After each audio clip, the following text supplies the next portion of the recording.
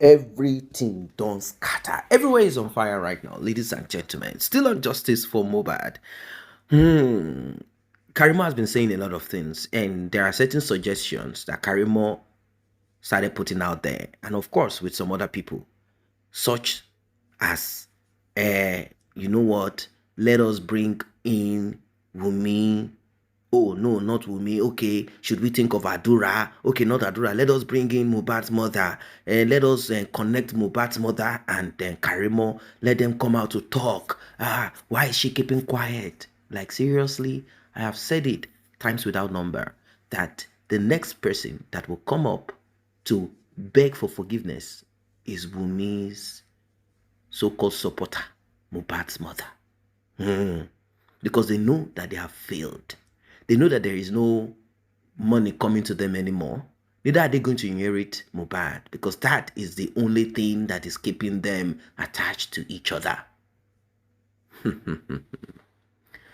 I'm sure you have also seen the designer jacket, Mohbad's suitcase that Wunmi's mother, did they say stole? Well, let us leave that. Let us leave that and focus. Now, the talk that is right here on our hands is that Mr. Adura, he sort of realized that his brother passed away and he's not doing right. All of a sudden, he realized that he has to be against them. All of a sudden, he has realized that it is time for him to say the truth. All of a sudden, he has realized that he needs to do the needful. Now, people are suspicious. Is this a ploy by Adura after much discussion with their mother? Like, you know what? Come out, pretend and act like exactly this is what happened, that you don't know if you're under a spell. What exactly is this thing? But we're careless. If he wants to come and say more, let him say more. If he has video, pictures, and all of that, let him produce more of it. Because this one that you're about to watch, this one that you're about to listen to, well, I want you guys to judge for yourselves.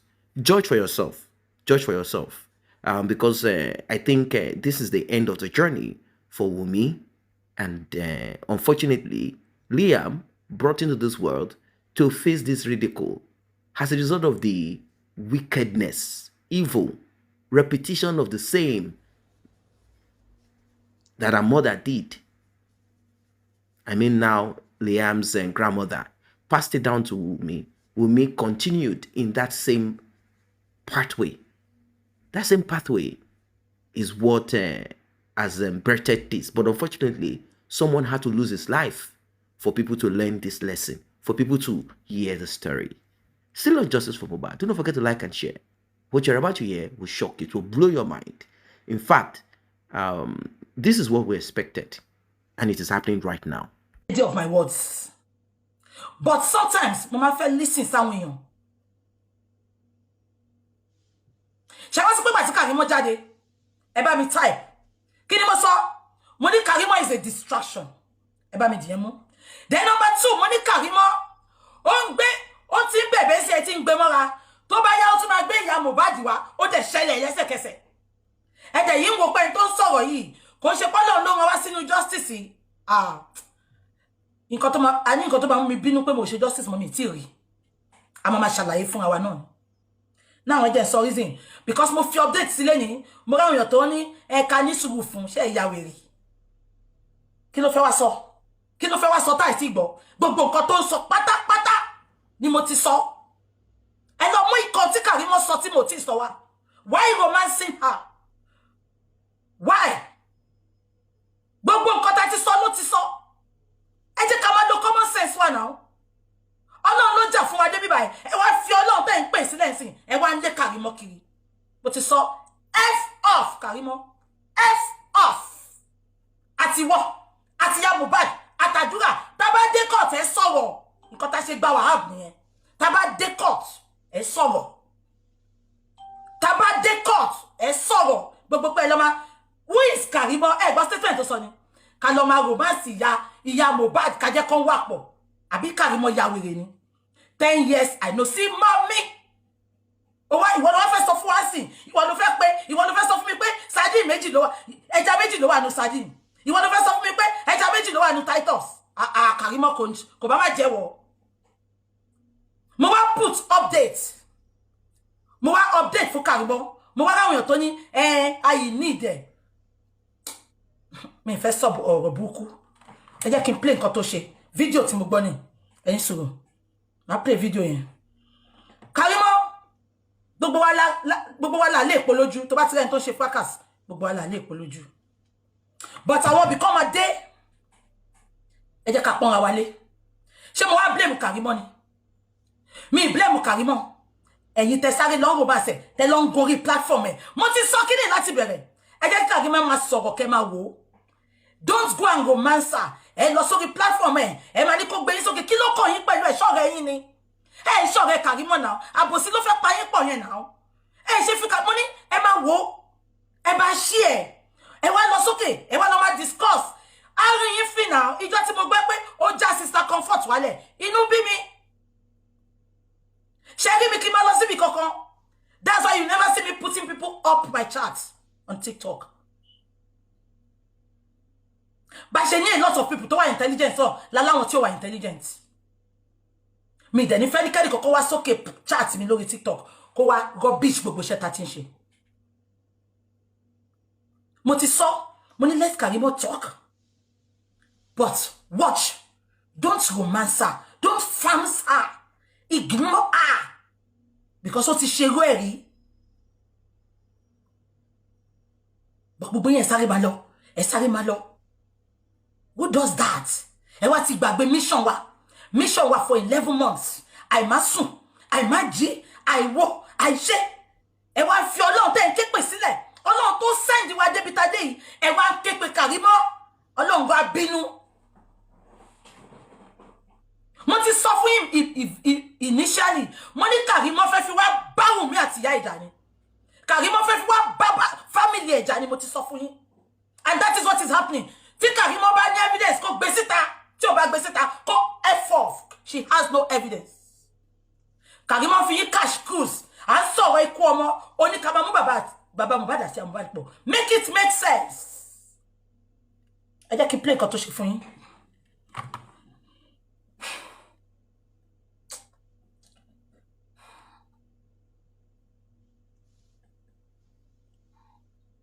I'll play nǹkan tó ṣe fún yín. Who are you and who is your lawyer? Òun ló sọ̀rọ̀. You believe me you want me to trust you and then trust your lawyer.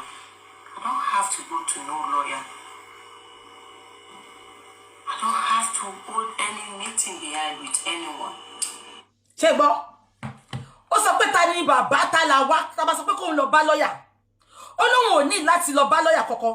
Karimo, listen and listen good. Kò sẹ́ tó ní kó lọ bá lawyer. Ìwọ gangan ló sọ pé tí inquest bá nídẹ̀ wá sọ̀rọ̀. A dẹ̀ sọ pé go to Mohbad's lawyer, Mohbad's daddy's lawyer. Kò sẹ́ tó nídẹ̀ Karimo, F off. Ó ti sọ fún ẹ, gbogbo wa la ní family problem. Èmi gan ní tèmi. Ẹ tó ń wò mí gbogbo yín, gbogbo nǹkan tí Karimo ní ìyá ẹ̀ ṣe yìí. Ẹ jẹ́ kí n shock yín lẹ́yìn. Ìyá ẹlòmíì tó ń wò mí ó ṣe worst ju ẹ lọ. Ìyá ẹlòmíì tó ń wò mí. The only time tí mo kàn advice ẹ ni pé má jẹ́ kí má tara ìyá ẹgbẹ̀ṣẹ̀ fi ìyá ẹ sílẹ̀ ṣíṣe ẹ sílẹ̀ attack àbúrò ẹ fún jẹ dáadáa àbí kí ni mo sọ. Now ẹ jẹ́ kí n máa play ẹ lọ. Karimo tí ò bá ṣe ìwọ tó sọ pé kí bàbá contact ẹ wá help wọn wá ṣe. We will not talk about it pé kó lọ bá lawyer. Èmi dẹ̀ sọ pé kó lọ bá lawyer initially ìgbà tó bẹ̀rẹ̀ sí sọ pé máa tú àṣírí ẹ. Ìgbà tí mo kọ́kọ́ bàtà ṣe rántí mo ní àní ìdí ẹ àfẹ́ gbọ́ lọ bá lọ́yà ẹ̀gbọ́n kan tó sọ sí ó ní tí táwa bá rò pé abẹ́ẹ̀rí kí ló ń fún wa ṣọfẹ́ gbọ́ kó sọ fún mi pé ní evidence tí Wunmi fi pa Mohbad gan àfẹ́ gbọ́ gbé lọ́ fi jẹ́ ṣokó lọ kí báwo díẹ̀ kí ló kè mí mo mọ̀ ẹ́ rí ni. That's why I don't fancy you. You are too disrespectful. You are too disrespectful. Ẹ jẹ́ kí n máa play ẹ lọ́kẹ́ gbọ́. Yeah, Auntie MC, after today, we are not talking about her again. Don't. Ẹ má jẹ́ kí n repeat video wa. Kò bá máa sunkún kó máa ké. Let her just go. Ṣé ń gbọ́ mi? Ẹ jẹ́ kó máa lọ. Nǹkan tá ṣe sanwó san nìyẹn. láti bá wa wá justice. Abẹ́ gbọ́ mi. Ẹ má gbọ́ lọ. I know what to do. And everything I'm saying is here, live. Karimo, just say you don't understand what is called law and can you swear under an oath. Surely gbogbo nǹkan tó ń sọ, it is null and void. Null and void. Inú mi kàn dùn, surely reason tí mo fi ń sọ nípa nǹkan tó sọ ni pé èmi ti sọ, so mo mọ̀ pé òótọ́ ni. But Judge go ni listen say me because one need evidence. Surely gbogbo nǹkan tó ń sọ, it is null and void until kò swear under oath. But you now coming on this platform kó wá máa sọ pé gbogbo nǹkan tó ń sọ ibi ló máa fi sí o lọ síbi kankan kí ló kàn wá pẹ̀lú bí ẹ̀yin tẹ́ ń bá ṣí ẹ̀ ni kí ló kàn wá pẹ̀lú òṣì tẹ́ ń ṣe bí òṣì tí Dublin blogger ṣe ń jọ sí tó yẹ pé gbogbo evidence ta nídìí wọ́n bàjẹ́ wọ́n ní wọ́n sọ̀rọ̀ kankan wọ́n sọ pé wọ́n fẹ́ ju ọmọ sómi ìtúkọ̀ yẹn mi ò ṣe ń ka gbogbo àwọn ikùn ẹ rí pé mo ò play video ni fídíò mi tó ti confirm pé wọ́n jí Gucci abẹ́ gbọ́ mi ó wá sọ pé o lọ bá lọ́yà kọ́kọ́ o lọ bá bàbá because orí bíbá ló bá fi evidence ẹ̀ sí kí la fẹ́ fi ṣe ń bí kí ló kọ́ èmi ṣòro bí wàhálà bá wá lo òṣì yìí as evidence kóòtù dẹ̀ máa gbà wọlé ó dẹ̀ sọ pé ṣé gbogbo yín gbọ́ ó dẹ̀ sọ pé òun fẹ́ jẹ́ kí bàbá rí justice ṣáà pé gẹ́rì mọ̀ nǹkan tó ń ṣe ṣáà pé gẹ́rì mọ̀ nǹkan tó ń ṣe mo sọ fún yín pé ẹ jẹ́ kó máa sọ̀rọ̀ ẹ lọ máa wò ó ẹ applaud ẹ but don't get that closer to us let us stay on our lane until we get justice. Tó bá fi pé bàbá deserve kan mo tọ́ nípa ọmọ wọn ó mọ proper thing to do ẹ jẹ́ kí n máa play lọ́kẹ́ máa gbọ́. Or you're going to extradite me to come to Corona. Ọgbà àwọn tó ń ṣe gàgà nínú yíyẹn ẹ máa bà nǹkan jẹ́ o. Tí bá fẹ́ deal, tí bá fẹ́ sọ gbogbo nǹkan tó wà lọ́wọ́ mi máa sọ nísinsìnyí bọ́ǹbù àṣẹlẹ̀ every.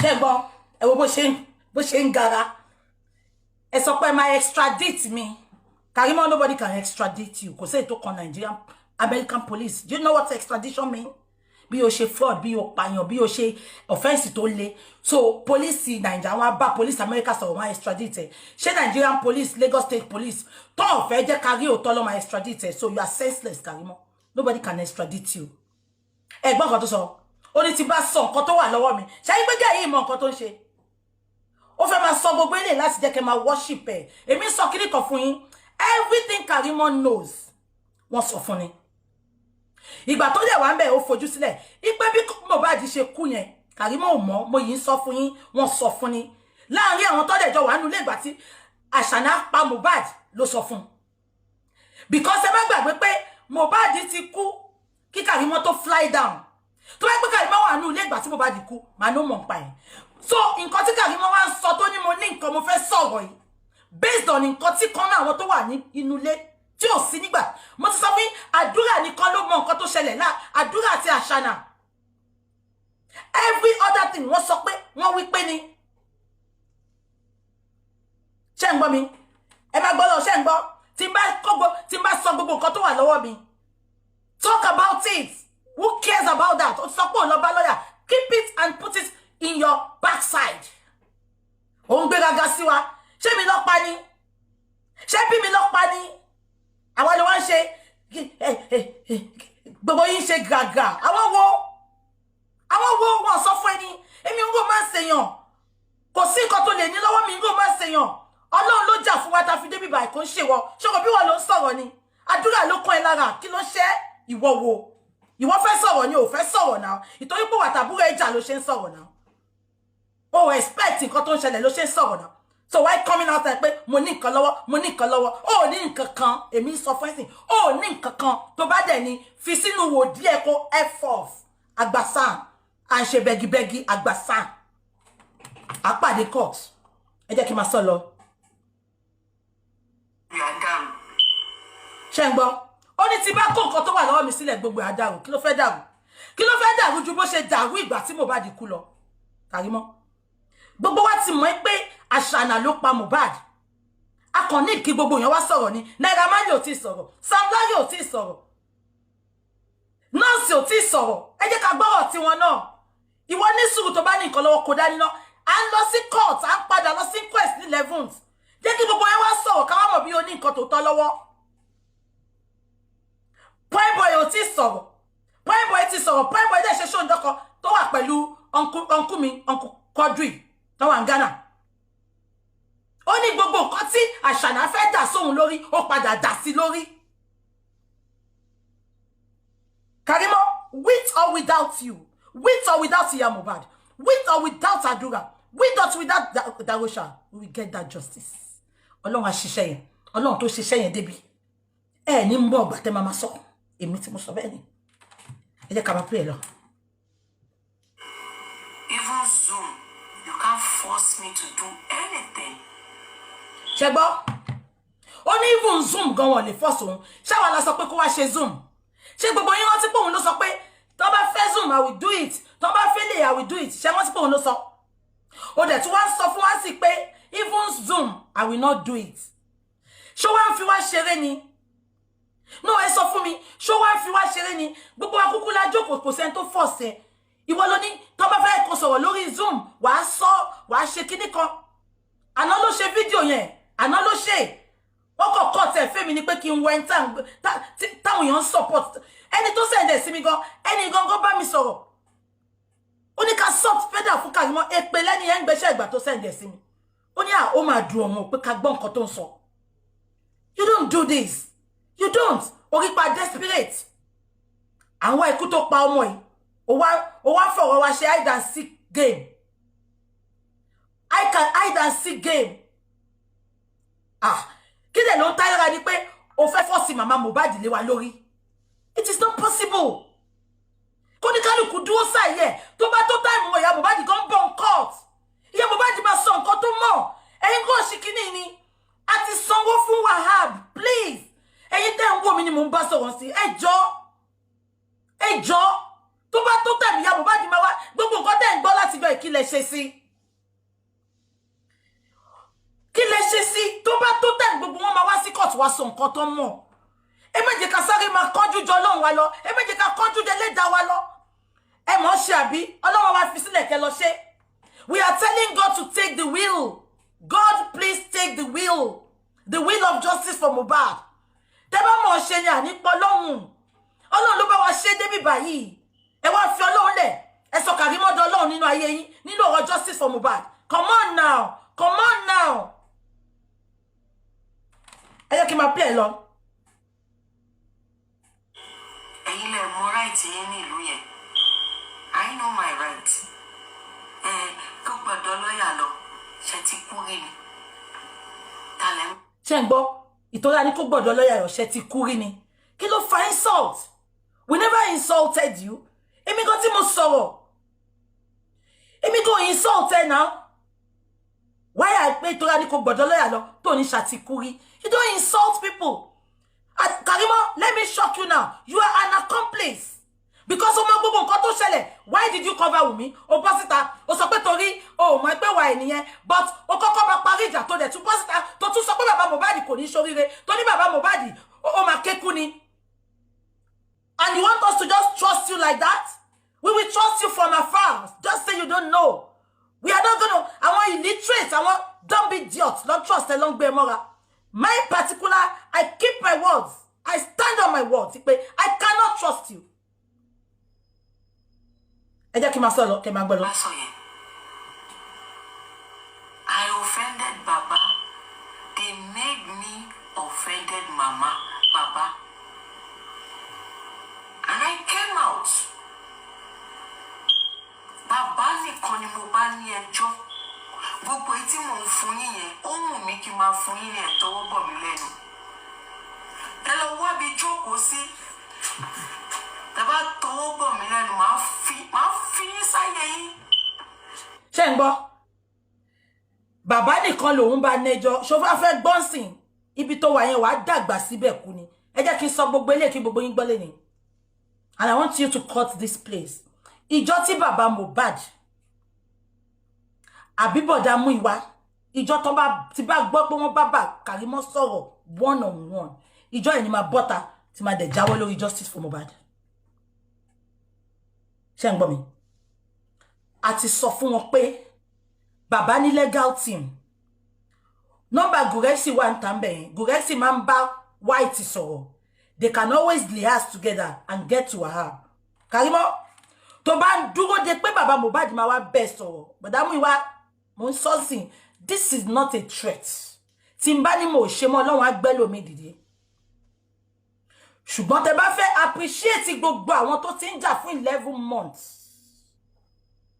Tí n bá gbọ́ pé bàbá bá Karimo sọ̀rọ̀ lẹ́yìn. A jẹ́ pé alábòsí ayé àtọ̀run ni. But mi tí fẹ́ gbà bẹ́ẹ̀. Anything tí Karimo bá ní, henceforth, ẹ jẹ́ kó wẹ́n tó máa fún ní nọ́mbà Wahab, kó lọ pé Wahab. Well, I'm sure you heard what our guest said. Evidence is important. Even if I am the one speaking, telling the world, telling social media this and that, if I have no evidence, I'm simply wasting my time. The judge needs evidence. Obviously, the judge really needs evidence. And I'm not going to say that Karimo does not have information to offer, but the most important of it all is for Karimo to put her mouth under oath. And Karimo is saying that she's not going to connect with any lawyer. She's not going to do nothing with nobody. She's going to get her own lawyer. And this is getting on the nerves of certain people, such as our guest.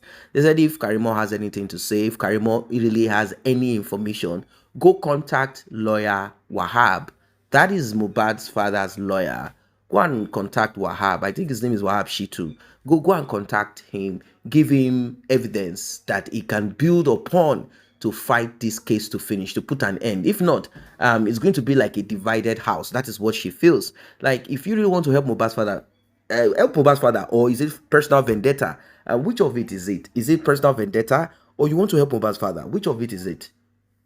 Which of it do you want to achieve? Which of it do you want to really get? We do not want to listen to how your mom did this to your dad, how your dad now did this, how your brother did that, how you now cried when you were young, how you could not take care of yourself because you had no mother around you. No one wants to listen to that. What people want to listen to clearly right now is simple. A, B, C, D is what happened. This is how it connects to the demise of Mohbad. This is what we want to do. This is how we want to go about it. And this is going to be the result of it at the end of the day. That's all people want to say. Like, go contact lawyer Shitu or Wahab and get the information down to them. If you want to connect with your own personal legal advisor on this before you proceed, it's okay, because you will be called to testify, which is all right. It's good for her to also get a lawyer to kind of maybe connect to lawyer Shitu if that is the best. Like, okay, you know what? These are the evidence I have. Is it worth it for me to proceed on this journey or not? Can I connect